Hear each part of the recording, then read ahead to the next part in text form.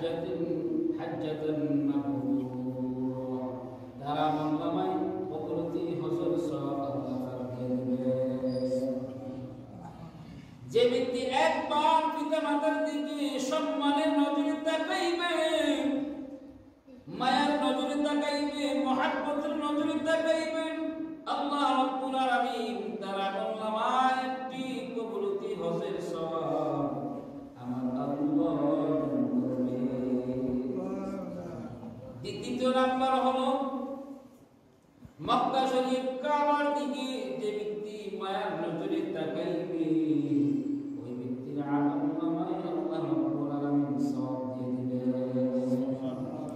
তাহলে কি কোরআনের ব্যক্তি কোরআন পড়তে পারে না, কোরআনটা যদি একটু হুজুর করে যদি হাতায় আর যদি বলে আমি তো পড়তে পারি না, এই যে কোরআন শরীফ হাতাইলো আর কোরআনের অক্ষরগুলি তাকাইলো, দেখতে পারলো, এই যে দেখার কারণে আল্লাহ রাব্বুল আলামিন তার আমলনামায় সওয়াব দিয়ে দিবেন। চেষ্টা করবেন পড়ার জন্য, শেখার জন্য। যদি একবার মৃত্যু হয়ে যায় পড়তে পারে না, শিখার ওই বুঝ ওই সময় ছিল না, কিন্তু এটা অবহেলা করা যাবে না যে আমি তো কোরআন শরীফ পড়তে পারি না, তাহলে এই কোরআন শরীফ ধরে লাভ কি?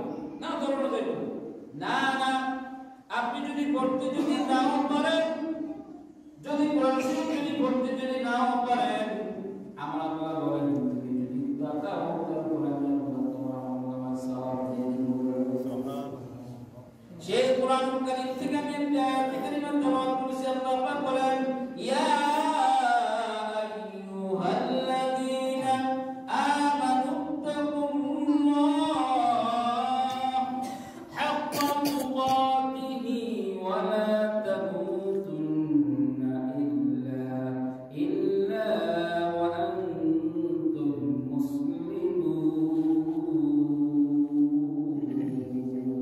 আল্লাহ রঙ্গ তাকওয়া, রঙ্গ সিদক, রঙ্গ দীন, রঙ্গ তাকওয়া, রঙ্গ সিদক, রঙ্গ দীন, তাবদা আকিবু আকবার আবিদিন। আমার আল্লাহ বলেন হে ইমানদারগণ, তোমরা আমাকে ভয় করো, আমাকে ভয় করো। কাকে ভয় করব? জবানটা করে বলেন কাকে ভয় করব? কাকে ভয় করার জন্য বলেছেন? আল্লাহকে ভয় করার জন্য বলেছেন, এবং বলেছেন তোমরা আমাকে ভয় করো এবং তোমরা পরিপূর্ণ মুসলমান না হইয়া মরিও না। আমি রব্বুল আলামিন তোমাদেরকে দুনিয়াতে পাঠাইছি কিছুদিনের জন্য। এই যতদিন থাকো ততদিন পর্যন্ত ঈমান আমলের মধ্যে থাকো, ঈমান আমল নিয়ে কবরের মধ্যে আসো। পরিপূর্ণ মুসলমান না হয়ে তোমরা মরিও না। যদি হায় উদাস করতে করতে দুনিয়ার জিন্দেগি শেষ করে দাও, তাহলে তোমরা তো পরিপূর্ণ মুসলমান না হলে মুসলমান হতে পারবে না। আল্লাহ রাব্বুল আলামিন বলেছেন হে আমার বান্দা বান্দীরা, তোমরা পরিপূর্ণ মুসলমান না হইয়া মরিও না। কারণ যখন মারা যাইবা তখনই বুঝতে পারবা যদি মুসলমান না হইয়া মরো। যখন মৃত্যুর সময় হয়ে যাবে, আজরাইলের আযাব, আজরাইলের কঠিন মুহূর্ত, শক্ত আকারে তোমাকে যখন জান কবজ করবে তুমি সহ্য করতে পারবে না। তোমাকে যখন কবরের মধ্যে রাখবে তুমি কবর আযাব সহ্য করতে পারবে না।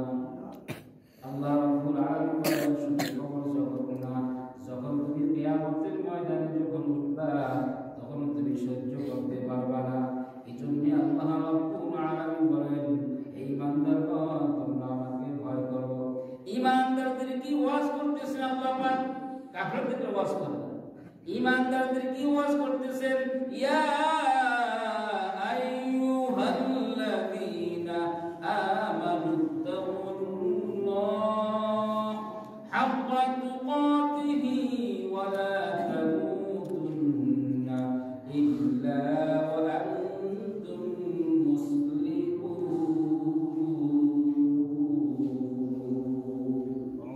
আমার আল্লাহ বলেন জানিয়ে দেন হে ইমানদারগণ তোমরা আমাকে ভয় করো, ভয় করো।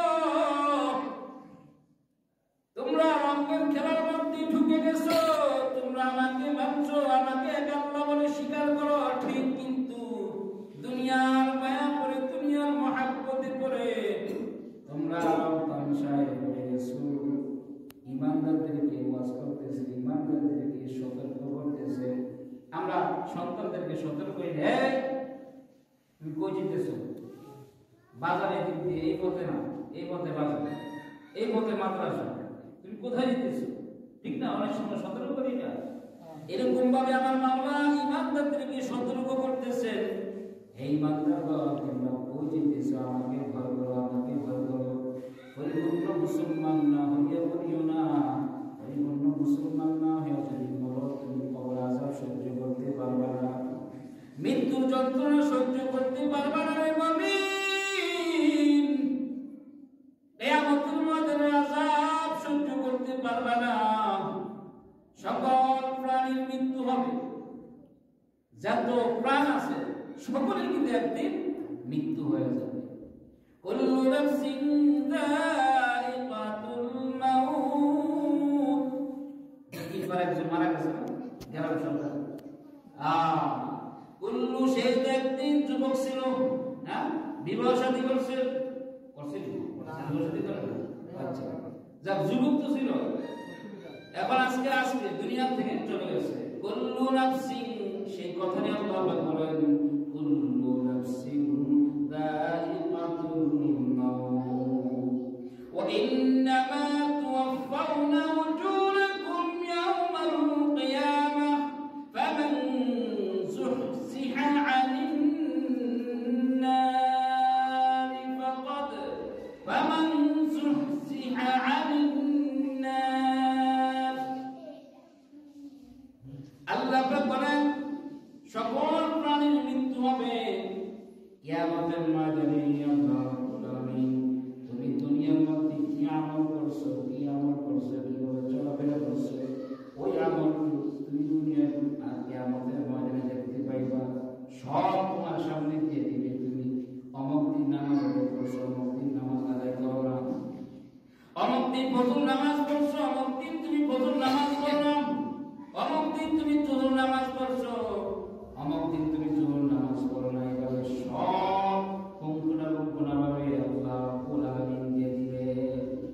সব পঙ্কুনা ভাবে সব আল্লাহ রাব্বুল আলামিন সামনে এনে উপস্থিত করে, হায় সব উপস্থিত করে। তারপরে কি বলতেছেন? ফামান যুহজিহা আনিন নারি ওয়া উদখিলাল জান্নাতা ফাকাদ ফাজ ওয়া মাল হায়াতুদ দুনিয়া ইল্লা মাতাউল গুরুর।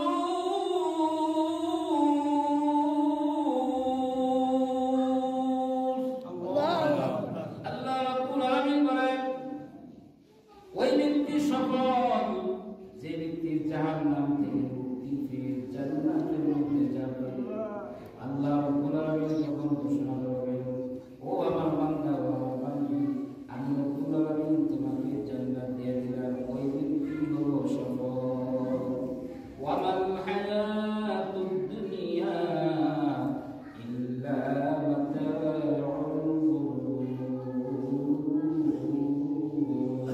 দুনিয়ার জিন্দেগিটা হলো তামসা, হাই হুতাশ। দুনিয়ার জিন্দেগি হলো যে একবারে ধোঁকা। দুনিয়ার জীবনটা হলো ধোঁকা ছাড়া কিছুই না। এটা আমরা ফাঁকি বলি, আমরা বিরক্ত, এটা আল্লাহ ফাঁকি বলতেছে। দুনিয়ার জীবন হলো ধোঁকা, ধোঁকা ধোঁকা ধোঁকা ছাড়া কিছুই না। এই জন্য বাবা আমার, এই পৃথিবীর জমিনে আল্লাহ রাব্বুল আলামিন আমাদেরকে দুনিয়ার মধ্যে পাঠিয়েছেন, আমরা সবাই একটু আমরা কাজে লাগাইব।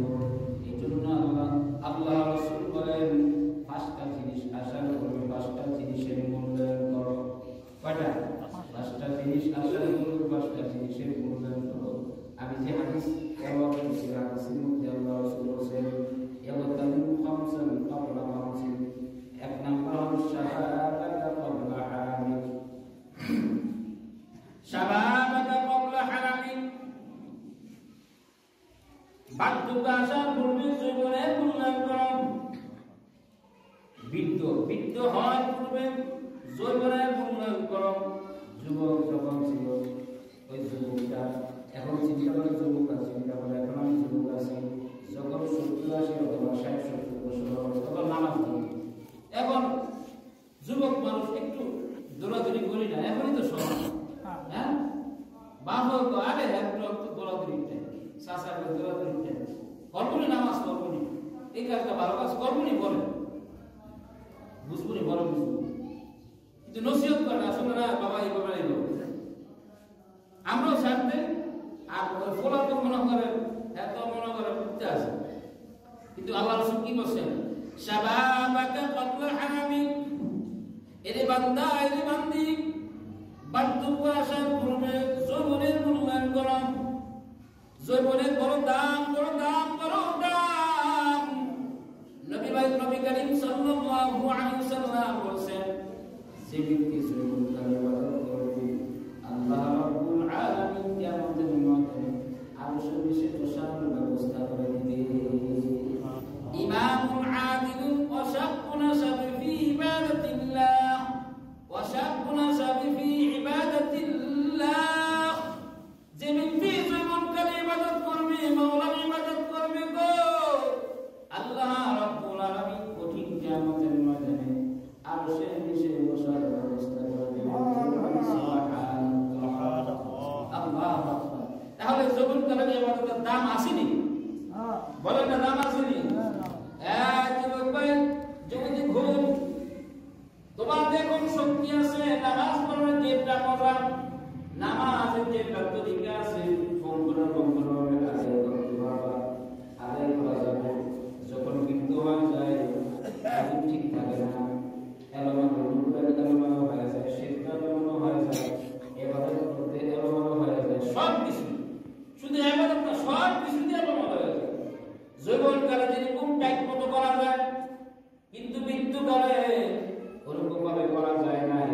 মায়ের নবী বলেন যে শাবাবাকা ক্বাবলা হারামিক, বার্ধক্য আসার পূর্বে যৌবনের মূল্যায়ন করো। দ্বিতীয় নাম্বার হলো শাবাবাকা ক্বাবলা হারামিক ওয়া সিহহাতাকা ক্বাবলা সুকমিক, অসুস্থতা আসার পূর্বে সুস্থতার মূল্যায়ন করো। কে বলেছেন? অসুস্থতা আসার পূর্বে সুস্থতার মূল্যায়ন করো। অসুস্থতা পড়াতে এটাও নিয়ামত, অসুস্থতা এটাও নিয়ামত, কিন্তু সুস্থতার চাইতে সুস্থতা আর অসুস্থতা বেশি আছে। হ্যাঁ, অসুস্থ যখন হয় মানুষ তখন আসলে বুঝে যে আসলে কত যে কষ্ট, সুস্থতা যে কত বড় নিয়ামত, তখন ওই সব বুঝে আসে যে সুস্থ কত একটা আরামদায়ক, আর অসুস্থ হলে কত একটা সমস্যা। যে অসুস্থ হয় শুধু তিনি নয়, তিনার পরিবার আর কয়েকজন অসুস্থ হয়ে যায়, দৌড়াদৌড়ি করতে। হ্যাঁ, এই গত সপ্তাহে আমার যে একটা তুফান গেছে, তুফান পুরো একটা তুফান গেছে সাইকেল, যে অসুস্থ হয়েছে উনি তো অসুস্থ হয়েছি, উনি তো কষ্ট পাইতেছে, আরো 2-4 জন আমাকে এরও দৌড়াদৌড়ি করতে তুফান শুনে গেছে। তো এটা আল্লাহ রাসূল বলেছেন যে কেমন কথা বলছেন যে অসুস্থতা আসার পূর্বে সুস্থতার মূল্যায়ন করো। এখন তুমি সুস্থ আছো, এখন তুমি বেশি বেশি ইবাদত করো। অসুস্থ হয়ে গেল, সুস্থ থাকলে যে তুমি ইবাদত করতে পারবে, এরকম ইবাদত করা সম্ভব নয়। ঠিক কি? ইবাদত করা সম্ভব নয়। এই যে সর্দার সাহেব, আবু তাহের সর্দার সাহেব যে অসুস্থ ছিল মাঝখানে দিয়ে, তিনি অসুস্থ, তিনার পরিবার আরো কয়েকজন অসুস্থ হয়ে গেছে। ঠিক নেই? হ্যাঁ, উনিও নামাজ পড়তে পারে না, মসজিদে আসতে পারে না, নামাজও পড়তে পারে না, হয়তো শুয়ে পড়তে পারে, কিন্তু এই যে সুস্থতার সহিত যে মসজিদে এসে নামাজ এখন আদায় করার জন্য আসছে, যেটা মজা, ওই সময় একটু মজা লাগছে, মজা লাগছে। আল্লাহ রাসূল বলেন ওয়াসিহাতাকা ক্বাবলা সুকমিক, অসুস্থতা আসার পূর্বে সুস্থতার মূল্যায়ন করো, কারণ এটা মূল্য দামি জিনিস। আল্লাহ রাব্বুল আলামিন আমাদেরকে সকলকে সুস্থতা নিয়ামত দান করুন। 3 নাম্বার হলো ওয়াগিনাকা ক্বাবলা ফাকরিক, ওয়াগিনাকা ক্বাবলা ফাকরিক, দরিদ্র হওয়ার পূর্বে সচ্ছলতার মূল্যায়ন করো। কথা বুঝলেন? দরিদ্র হওয়ার পূর্বে সচ্ছলতার মূল্যায়ন করো।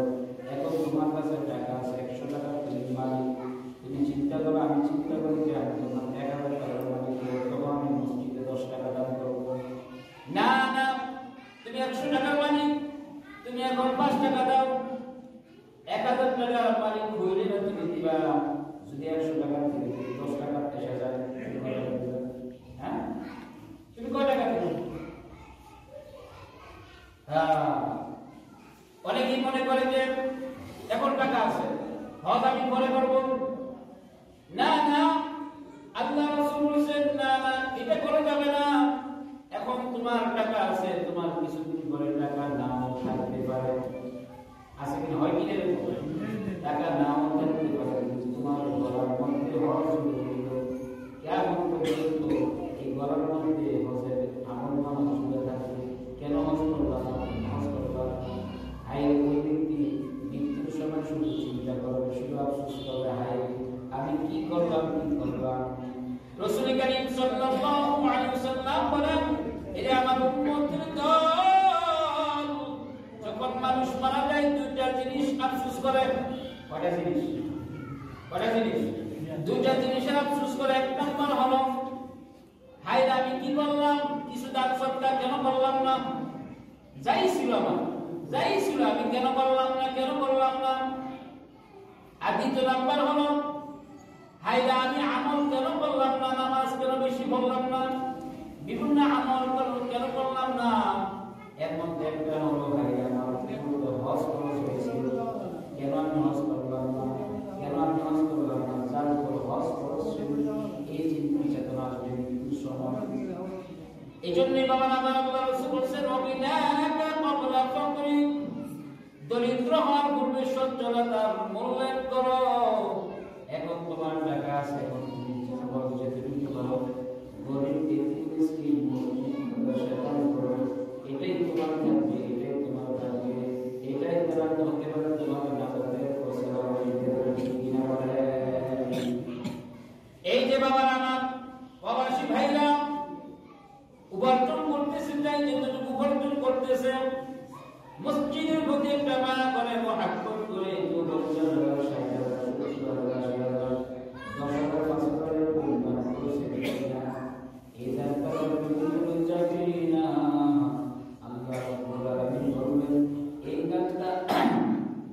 এই রাতটা যদি দুনিয়ার মধ্যে যদি নাও দেখে, কিয়ামতের ময়দানে তার যদি কাজের দিন যদি হয়ে থাকে, যদি জিনিসটা যদি সহি হয়ে থাকে, আল্লাহর জন্য যদি হয়ে থাকে, এই দানগুলি এক একটা টাকার দানের বরকতটা কেমন হবে, এক একটা বহু পরিমাণ সমান তারা আমল নামাতে চলে যাবে, এক এক টাকার বিনিময়। জন্য রাসূল করিম সাল্লাল্লাহু আলাইহি ওয়াসাল্লাম বলেছেন, ওয়াবিনাকা ক্বাবলা ফাকরি, দরিদ্র হওয়ার পূর্বে সচ্ছলতার মূল্যায়ন করো। এখন তোমার টাকা আছে, পয়সা আছে, তুমি আল্লাহর রাস্তায় দান করো, মানুষদেরকে সাহায্য করো, সহযোগিতা করো। কত মানুষ কত বিপদের মধ্যে পড়ে যায়, মানুষ একরকম থাকে না, এমন সময় হয়ে যায়, এমন বিলীন, এমন টাকা বিহীন হয়ে যায়, কঠিন বিপদ হয়ে যায়। আবার মানুষ অনেক সময় টাকা চলে আসে, হ্যাঁ, যার যখন বিপদ চলে আসে একটু সহযোগিতা করো, তাকে তো 10 টাকা দিবা, সে মনে করবে যে 10,000 টাকা দিয়েছে, এরকম একটা। যখন তার বিপদ হয়ে যায় তখন সে বুঝে যে কতটুকু কত সমস্যা, তখন 10 টাকাই তার জন্য অনেক উপকার হয়ে যায়। ওয়াসিহাতাকা ওয়াকিনাকা ক্বাবলা ফাকরি, এজন্য আমরা কি করব, যা আল্লাহ রাসূল বলেছেন এই কথার উপর আমল করব ইনশাআল্লাহ, করব ইনশাআল্লাহ। দরিদ্র হওয়ার পূর্বে সচ্ছলতার মূল্যায়ন করব। আমার আগে কে এটা দেখাবো না, আমি 100 টাকার মালিক, আমি 1000 টাকার মালিক, আমার নিচে অনেক আছে 100 টাকার মালিক, সেদিকে আমি দেখাবো। কথা বুঝছেন? সেদিকে আমি দেখাবো। আমি যদি একতলার মালিক হয়ে যাবে, তখন 3 তলার মালিক হয়ে যাবে, আমি যদি টাকায় দিবি ওই বেড়াটা 5 তলা করছে, এই টাকা হইলো তারপর দাম সত্য করবো, ভাড়াগুলো দিয়া থাকবো, অনেক টাকায় থাকবো, ওই সময় তিনগুলি মাসে 5,000 10,000 20,000 টাকা দাম করবো। না না, এখন আপনি একতলার মালিক, 2 তলার মালিক, অথবা 10,000 টাকার মালিক, কিছুদিন পরে আপনার নাম থাকতে পারে, নাম থাকতে পারে। এই জন্য রাসূল বলেন, সময়টাকে তুমি তোমরা মূল্যায়ন করো, 5টা জিনিস আসার পরে 5টা জিনিসের মূল্যায়ন করো। 3 নাম্বার হলো কি, যে দরিদ্র হওয়ার পূর্বে সচ্ছলতার মূল্যায়ন করো। 4 নাম্বার হলো ওয়া ফারাগাকা ক্বাবলা শুগুলি ওয়া ফারাগাকা ক্বাবলা শুগুলি ব্যস্ততা আসার পূর্বে অবসরের মূল্যায়ন করো। ব্যস্ততা কথা বুঝেন, ব্যস্ততা আসার পূর্বে অবসরের মূল্যায়ন করো। এখন আমি অবসর আছি, যেগুলোর মধ্যে আমি ব্যস্ততা হয়ে যাই, এখন আমার সময় আছে, আমি একটু তেলাওয়াত করি, একটু জিকির করি, হ্যাঁ, একটু আল্লাহর কথা শুনি, দিনের পথে আমি একটু বেশি কাজ করি, দিনের কাজ একটু বেশি করি। এখন আমার সময় আছে, যেগুলো মুহূর্তে আমার সময় নাও থাকতে পারে, হ্যাঁ, ব্যস্ততা হয়ে যেতে পারে, এই সময়টা আমি কাজে লাগাই। এটাই আল্লাহ রাসূল বলছে। কি বলছে? ওয়া ফারাগাকা ক্বাবলা শুগুলি। এখন তোমার সময় আছে, এখন তুমি এই সময়টাকে তুমি কাজে লাগাও। জুমার দিন অধিকাংশ মানুষ কাজ কর্ম কম, ঠিক না? যারা চাকরি করে ওদিন বন্ধ, শুক্রবার বন্ধ থাকে। যারা বিভিন্ন কাজ করে, বিভিন্ন কাজ করে, এত বন্ধ থাকে। এই দিন আপনারা কি করেন? তাড়াতাড়ি গোসল করেন, ওযু করে মসজিদে চলে আসেন। যে ব্যক্তি জুমার দিন সর্বপ্রথম আসবে, সময় করবে, যে ব্যক্তি সর্বপ্রথম জুমার দিন আসবে, আল্লাহ রাব্বুল আলামিন তার আমল একটা উট সদকা করবে, যে সদকা হবে ওই সদকা আমল আমাকে দিবে। তাহলে সময়গুলো আছে, হ্যাঁ হ্যাঁ, সময়গুলো আছে। আরেকটা 5 নাম্বার কি?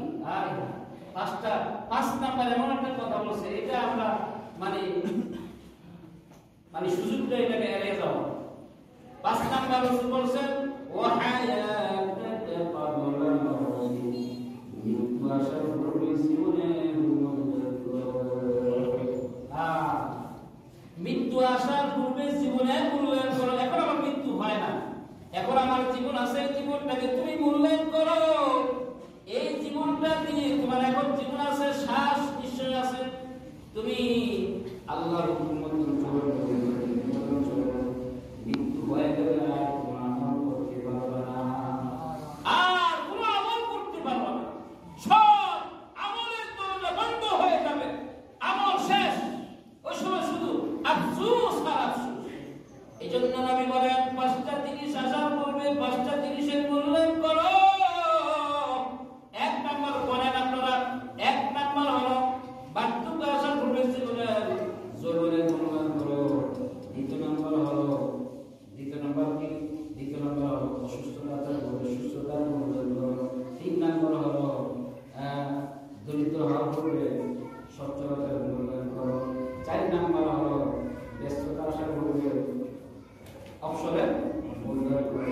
5 নাম্বার হলো ওয়া হায়াতাকা ক্বাবলা মাউতি, মৃত্যু আসার পূর্বে জীবনের মূল্যায়ন করো। মৃত্যু থেকে আমরা কেউ বাঁচতে পারবো? কথা বলেন, বাঁচতে পারবো? কুল্লু নাফসিন যায়িকাতুল মাউত। যত প্রাণী আল্লাহ রাব্বুল আলামিন পৃথিবীর জমিনে পাঠাইছে, সমস্ত প্রাণীর একদিন না একদিন মৃত্যু হবে। এ দুনিয়া সারিয়া কোথায় যাইবা বাগিয়া, এ দুনিয়া সারিয়া কোথায় যাইবা বাগিয়া, মর তোমায় লইবে গিরি যতই করো বাহানা। ঠিক কি না? মর তোমায় লইবে গিরি যতই করো বাহানা, চিন্তা করে দেখো না কবরে কি যাইবা না, চিন্তা করে দেখো না কবরে কি যাইবা না। যে কবরে আল্লাহ ছাড়া বন্ধু কেউ থাকবে না, যে কবরে আল্লাহ ছাড়া বন্ধু কেউ থাকবে না, চিন্তা করে দেখো না কবরে কি যাইবা না। ওরে মুমিন মুসলমান ছেড়েছো হাদিস কুরআন, ওরে মুমিন মুসলমান ছেড়েছো হাদিস কুরআন, আলেমদের কথা শুনে মোটেও আমল করো না, চিন্তা করে দেখো না কবরে কি যাইবা না। এই দুনিয়া সবই পর, কবর যে তোর আসল ঘর। ঠিক কি না? এই দুনিয়া সবই পর, কবর যে তোর আসল ঘর। এমনি সেথাই থাকবি পরে শুধুই মাটি জানা।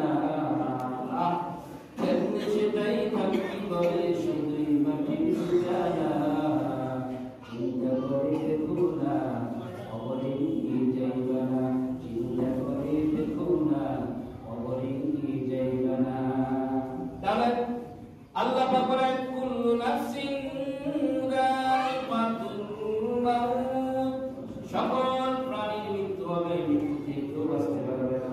আল্লাহ রাসূল বলেন ৫ নম্বর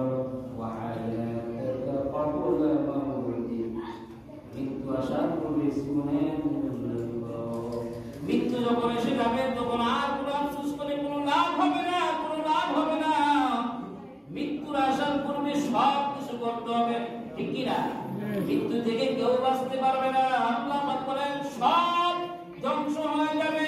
কুল্লু মান আলাইহা ফান ওয়া ইয়াবকা ওয়াজহু রাব্বিকা যুল জালালি ওয়াল ইকরাম।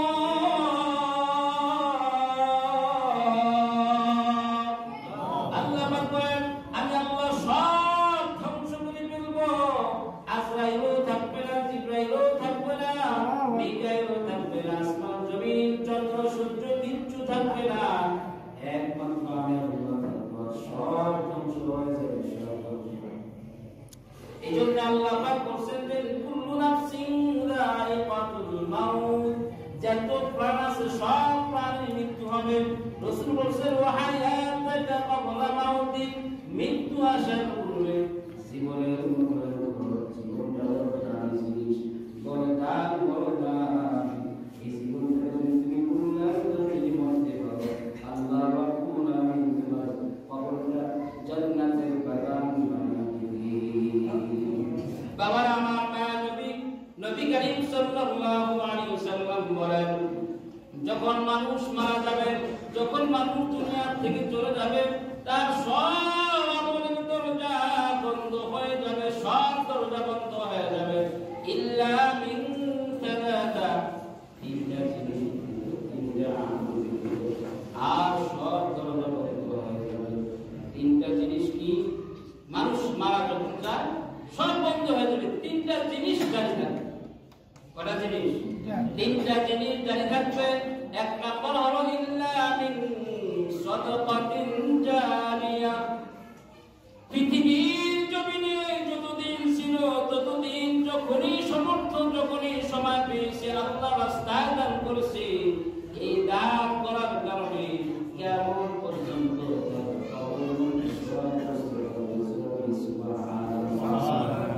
আপনারা যে মসজিদে দান করতেছেন, দান করতেছেন, দান করবেন। যারা দান করলো, যারা দান করবে, কিয়ামত পর্যন্ত এর মধ্যে কোনো বিন্দু পরিমাণ কোনো সন্দেহ নাই, কিয়ামত পর্যন্ত তার কবরের মধ্যে সওয়াব পৌঁছে থাকবে। দ্বিতীয় নাম্বার হলো আওয়ালিদিন সালিহিন ইয়াদউ লাহু, যে ব্যক্তিরা কি নেককার সন্তান রেখে যায়, ওই নেককার সন্তান যখন দোয়া করবে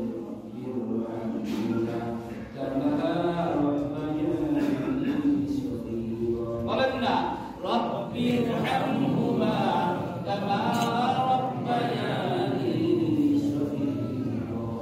আল্লাহ তুমি আমার পিতা-মাতার জিন্দেগির গুনাহগুলি মাফ করে দাও। আল্লাহ তিনার কবরটা তুমি জান্নাতের বাগান বানায় দাও। আল্লাহ গো তুমি আমার পিতা-মাতা যেরকম ভাবে ছোটবেলা আমাকে যেভাবে লালন পালন করছে, যে মায়া করে মহব্বত করে ভালোবাসা দিয়ে লালন পালন করছে, আল্লাহ তুমি আমার পিতা-মাতাকে ওই নজর রহমতের নজরে তুমি দেখিও।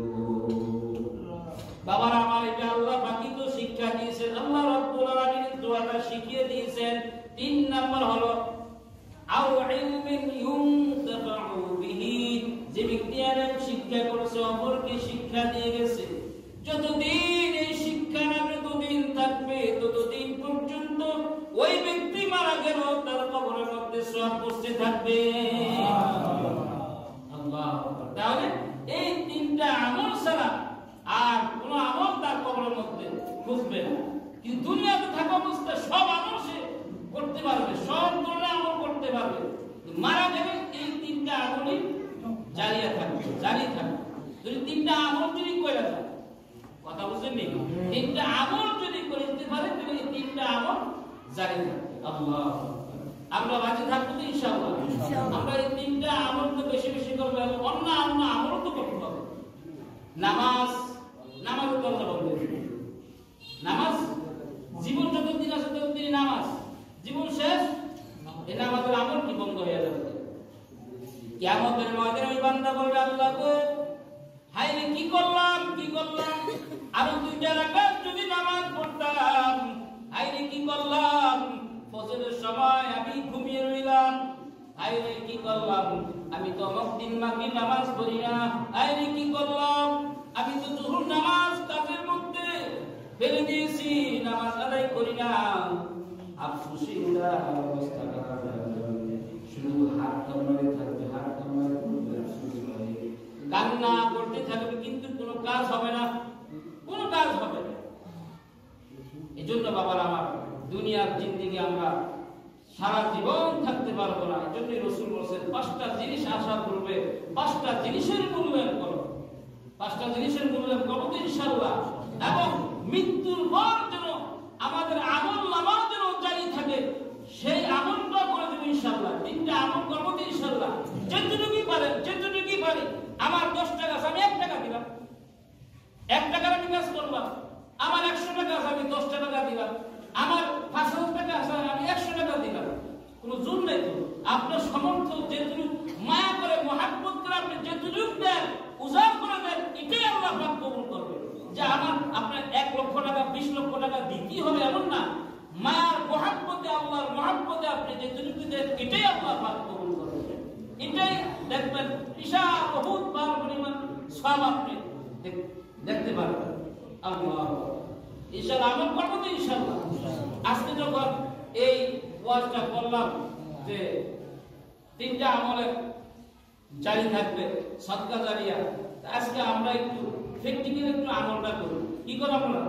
প্র্যাকটিক্যাল একটু আমল করি। 2 মিনিট আর 2 মিনিট বাকি আছে, 2টা মিনিটে যে এই কোরআন শরীফের মধ্যে 114টা সূরা আছে। কয়টা সূরা আছে? 114টা সূরা আছে।